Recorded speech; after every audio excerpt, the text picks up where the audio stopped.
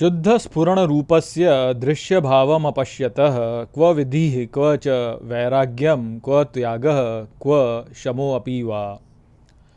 नमस्कार मित्रों, ये जो श्लोक है ये अष्टावक्र गीता के 18वें अध्याय का 71वां श्लोक है जिसे हम आज गहराई से समझेंगे। तो आइए सबसे पहले इसके अर्थ को समझते हैं। तो जो श्लोक है वह कहता है शुद्ध स्फुरण रूपस्य, अर्थात शुद्ध स्फुरण मात्र होने वाला दृश्य भावम अपश्यतः, अर्थात दृश्य के अस्तित्व को नहीं देखता, इसलिए उसकी क्व विधि क्व च वैराग्यम, अर्थात क्या विधि है और क्या वैराग्य, क्व त्यागः क्व शमो अपि वा, अर्थात क्या त्याग है या शांति भी क्या है। तो यहाँ पर अष्टावक्र जनक महाराज से कहते हैं कि जो व्यक्ति शुद्ध स्फुरण मात्र होता है वह जो होता है वह दृश्य के अस्तित्व को ही नहीं देखता, और क्योंकि वह इस प्रकार से दृश्य के अस्तित्व को ही नहीं देखता, इसलिए ऐसे व्यक्ति के लिए क्या तो विधि है और क्या वैराग्य, क्या त्याग है और क्या शांति है ऐसे व्यक्ति के लिए।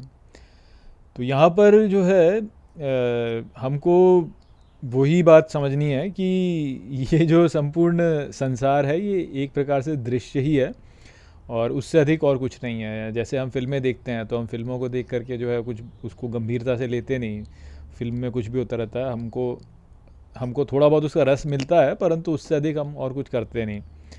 तो ठीक उसी प्रकार से ये जो जगत है ये भी ऐसा ही है और ये भी एक दृश्य ही है बस। तो जो शुद्ध बुद्ध व्यक्ति होता है वह जो है वो इस बात को समझ जाता है कि यार ये केवल दृश्य है और वो उसमें रुचि ही नहीं लेता है। देखिए जैसे मान लीजिए आपको कोई फिल्म दिखाई जा रही है और आप फिल्म में यदि रुचि लेंगे तो आपको उसमें रस अनुभव होगा, परंतु यदि आप फिल्म में रुचि ही नहीं लेंगे, रस ही नहीं लेंगे उसका, तो आपको कुछ लगेगा भी नहीं वास्तव में।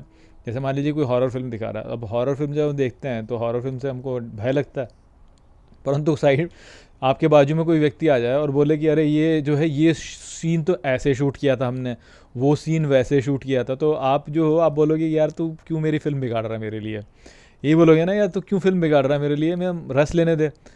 तो ठीक उसी प्रकार से जो शुद्ध बोध वाला व्यक्ति होता है वो समझ जाता है कि भाई ये दृश्य है और कुछ नहीं है, तो वो उस दृश्य को देखता ही नहीं है, वो उन भावों को नहीं देखता, वो पीछे जो है उसको वो देखता है, वो जानता है कि यार सब नाटक है, सब नाटक है। तो जो इस प्रकार से समझ लेता है तो उसके लिए फिर रस नष्ट हो जाता है ना उसमें से, उसको फिर उसमें कोई रस नहीं रहता, उसको लगता है कि क्या है, कुछ भी नहीं है।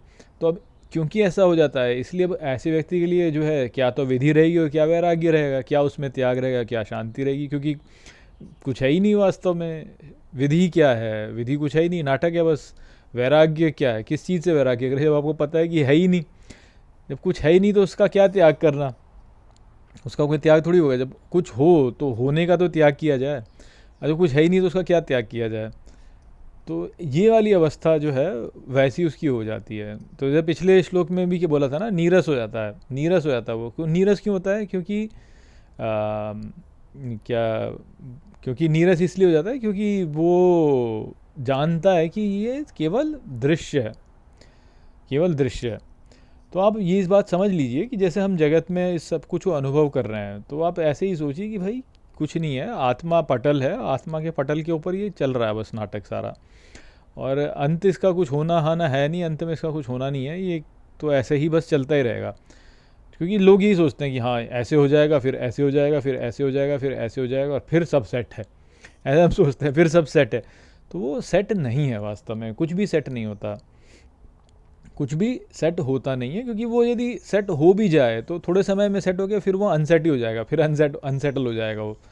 आप मान ले बोले कि भाई हम जो है बहुत सबसे सुंदर एक चित्र बनाएंगे हम, तो आप चित्र बना लेंगे, आपने खूब कार्य किया, चित्र बनाया, अच्छा चित्र बना ले, लेकिन जिस क्षण आपने चित्र बनाया उसके अगले क्षण से ही वो चित्र जो है वह विघटन की ओर जाने लगेगा, तो नष्ट हो जाएगा, नष्ट होता चला जाएगा, होता चला जाएगा। तो आप सोचिए ना कि हम कितनी सारी बातों को लेते हैं। जैसे कोई बहुत सुंदर मान, जैसे इतिहास में हमको बताया जाता है कि भाई एक मंदिर था, इतना सुंदर मंदिर था और आके उसको तोड़ दिया उसको। तो अब ठीक है ना, तोड़ दिया ठीक है, अब जो भी है वो उसने ना तोड़ा होता तो क्या पता कोई भूकंप आ जाता, उसमें टूट जाता, और वो ऐसे नहीं टूटता तो अपने आप ही टूट जाता, वो वैसे ही धीरे धीरे विघटित होता चला जाता। तो ये जो हम पर्सनली ले लेते हैं ना चीज़ों को कि इसने ऐसा कर दिया, उसने वैसे कर दिया, यूँ कर दिया, वो सोचना जो है वह ठीक नहीं है, क्योंकि ऐसा नहीं है वास्तव में, पर्सनली कुछ नहीं है। अब गीता में भगवान क्या कहते हैं कि यंत्र रूप से मैं सभी जीवों को चलाता हूँ, मैं यंत्र रूप से सभी जीवों को चलाता हूँ। तो भाई सबके पीछे तो भगवान ही है फिर। अब भगवान तो किसी ने तोड़ दिया तो वास्तव में भगवान की इच्छा थी इसलिए टूटा वो, क्योंकि भगवान ने उसके भीतर वह संकल्प डाला कि उसने तोड़ दिया उसको। अब जैसे आप सोमनाथ मंदिर को देखिए, सोमनाथ मंदिर जो बार बार टूटा फिर बना, फिर टूटा फिर बना, फिर टूटा फिर बना। अब लोग बोलते हैं कि यार ये क्या है, ऐसे मंदिर को तोड़ते रहते हैं।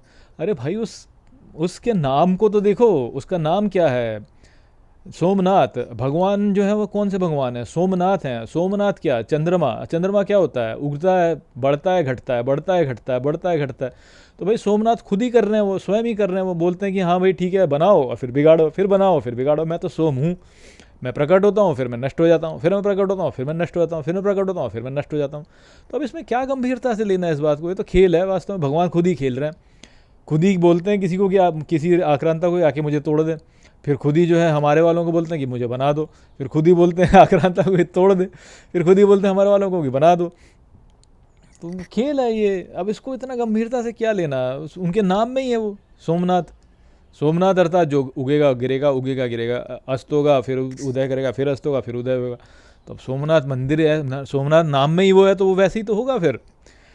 तो ये बातें समझ में आने लगती हैं फिर, तो वो समझता है कि यार क्या है ये, नाटक है वास्तव में, सामने नाटक हो रहा है हमारे। अब क्या उसको गंभीरता से लो, तो क्या इसमें विधि, क्या इसमें वैराग्य, क्या त्याग, क्या शांति, अब क्या है इसमें, कुछ है तो है नहीं, नाटक है। जितना आप उसको गंभीरता से लोगे उतना ही आपके सर पर चढ़ के बैठेगा, जितना ही आप उसको बोलोगे है क्या है, उतना ही जो है वो आपको परेशान करना बंद कर देगा।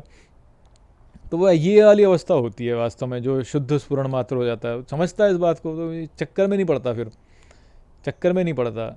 अरे जितना तुम धन को महत्व दोगे उतना ही धन तुम्हारे सर के ऊपर चढ़ेगा वास्तव में, जितना ही तुम जो है पद को महत्व दोगे उतना ही पद तुम्हारे ऊपर चढ़ेगा बैठ के। तो ये जो होता है ये किसी को अपने ऊपर चढ़ाता ही नहीं है, जो ज्ञानी होता है बोलता है कि मैं नहीं चढ़ाने वाला हूँ किसी को अपने ऊपर, मैं रहूँगा स्वतंत्र स्वच्छंद, अपना आराम से जीऊँगा, मैं अपने अनुसार जीऊँगा।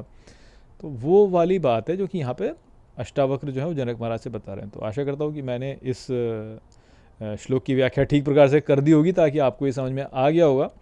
इसी के साथ जो है इस वीडियो को हम यहीं पे समाप्त करते हैं। नमस्ते।